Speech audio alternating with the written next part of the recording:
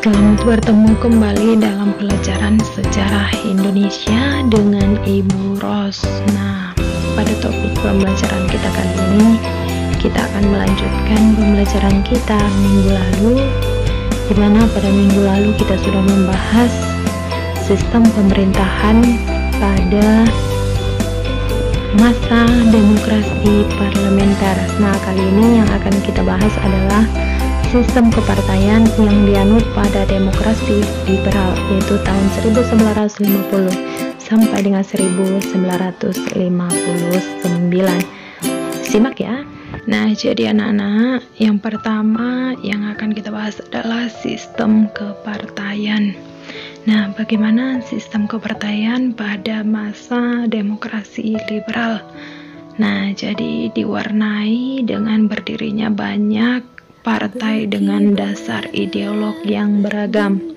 Ideolog itu kalian sudah paham kan? Ideolog itu sama dengan pandangan hidup. Nah, ideologi kita saat ini adalah Pancasila. Walaupun sistem multipartai yang terjadi pada masa demokrasi liberal ini berakibat pada tingginya dinamika yang terjadi, namun dalam pelajaran demokrasi yang pertama bagi republik ini, semua partai telah menunjukkan semangat yang kuat untuk bersama-sama membangun demokrasi di Indonesia. Nah, jadi dikatakan di sini sistem multipartai. Jadi multipartai itu adalah banyak partai. Ibu harap kalian sudah paham dulu sampai di sini. Nah, jadi apa sebenarnya yang menjadi definisi partai politik? Nah, partai politik merupakan suatu kelompok terorganisir yang anggota-anggotanya mempunyai orientasi, nilai-nilai, dan cita-cita yang sama. Artinya bahwa anggota dari satu partai politik yang sama ataupun orang-orang yang tergabung dalam satu partai politik itu, mereka memiliki satu tujuan yang sama. Tujuan dibentuknya partai politik adalah untuk memperoleh, merebut, dan mempertahankan kekuasaan secara konstitusional. Konstitusional berarti secara hukum. Nah, jadi munculnya partai politik erat kaitannya dengan kekuasaan. Itulah tujuan dibentuknya partai politik. Anak-anak, berikutnya yang kita bahas adalah latar belakang dibentuknya partai politik. Nah, yang pertama, menghilangkan stigma warisan fasis Jepang. Nah, menghilangkan pengaruh buruk warisan paham Jepang, itu yang pertama. Jadi yang kedua, pemerintahan Republik Indonesia memerlukan adanya lembaga parlemen yang berfungsi sebagai perwakilan rakyat sesuai dengan amanat Undang-Undang Dasar 1945. Nah, awal pembentukan partai politik. Nah, jadi pada tanggal 23 Agustus 1945, Presiden Soekarno mengumumkan pembentukan Partai Nasional Indonesia sebagai partai tunggal. Namun, keinginan Soekarno tidak dapat terwujud. Nah, jadi gagasan pembentukan partai baru muncul lagi ketika pemerintah mengeluarkan maklumat pemerintah pada tanggal 3 November 1945. Nah, jadi melalui maklumat inilah gagasan pembentukan partai-partai politik dimunculkan kembali dan berhasil membentuk partai politik baru. Nah, bisa kamu lihat pada slide ini. Nah, jadi inilah hasil dari maklumat 3 November 1945. Nah, berhasil melahirkan berbagai macam partai baru. Nah, inilah partai-partai yang muncul pada maklumat 3 November 1945. Nah, kita bahas satu persatu. Yang pertama itu adalah Majelis Syuro Muslimin Indonesia ataupun yang disebut dengan Partai Masyumi. Didirikan oleh Dr. Sukirman Wirya Sanjoyo pada 7 November 1945.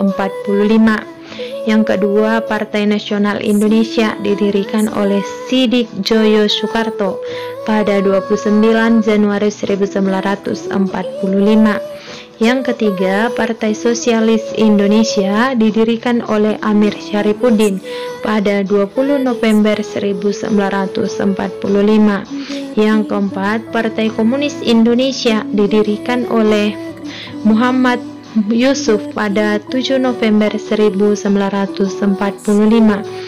Kemudian Partai Buruh Indonesia didirikan oleh Nyono pada 8 November 1945. Nah, berikutnya Partai Rakyat Jelata didirikan oleh Sultan Dewanis pada 8 November 1945. Partai Kristen Indonesia didirikan oleh DS Prabowo Winoto pada 10 November 1945. Partai Rakyat Sosialis didirikan oleh Sultan Syahrir pada 20 November 1945. Partai Marhain Indonesia didirikan oleh JB Asa pada 17 Desember 1945. Dan yang terakhir, Partai Katolik Republik Indonesia didirikan oleh I.J. Kasimo pada 8 Desember 1945. Nah, singkatannya bisa kamu langsung lihat di buku halaman 65. Nah, bisa disimpulkan bahwa sistem kepartaian yang dianut pada masa demokrasi liberal adalah multi partai, jadi menganut banyak partai. Pembentukan partai politik ini menurut Muhammad Hatta agar memudahkan dalam mengontrol perjuangan lebih lanjut. Hatta juga menyebutkan bahwa pembentukan partai politik ini bertujuan untuk mudah dapat mengukur kekuatan perjuangan kita dan untuk mempermudah minta tanggung jawab kepada pemimpin-pemimpin barisan perjuangan. Nah, walaupun pada kenyataannya partai-partai politik tersebut cenderung untuk memperjuangkan kepentingan golongan daripada kepentingan nasional. Partai-partai politik yang ada saling bersaing, saling mencari kesalahan dan menjatuhkan. Kondisi yang seperti inilah yang mendorong Presiden Soekarno mencari solusi untuk membangun kehidupan politik Indonesia yang akhirnya membawa Indonesia dari sistem demokrasi liberal menuju demokrasi terpimpin dengan dikeluarkan Dekret Presiden 5 Juli 1959. Nah, dekret presiden itu sama dengan keputusan presiden. Nah, jadi isi dekret presiden itu ada 3. Yang pertama, menetapkan pembubaran konstituante. Nah, konstituante itu merupakan dewan pembentuk undang-undang dasar. Nah, kemudian yang kedua, menetapkan kembali Undang-Undang Dasar 1945. Nah, jadi UUDS 1950 itu tidak lagi berlaku. Nah, kemudian yang ketiga adalah pembentukan MPRS. Nah, Majelis Permusyawaratan Rakyat Sementara yang terdiri atas anggota DPR ditambah dengan utusan-utusan dan golongan serta pembentukan Dewan Pertimbangan Agung Sementara atau DPAS. Nah, sekian dulu pembahasan kita untuk hari ini. Semoga apa yang telah kita pelajari tadi dapat kalian simak dengan baik. Nah, tugas-tugas yang telah saya berikan selalu kalian kerjakan untuk mendukung pendidikan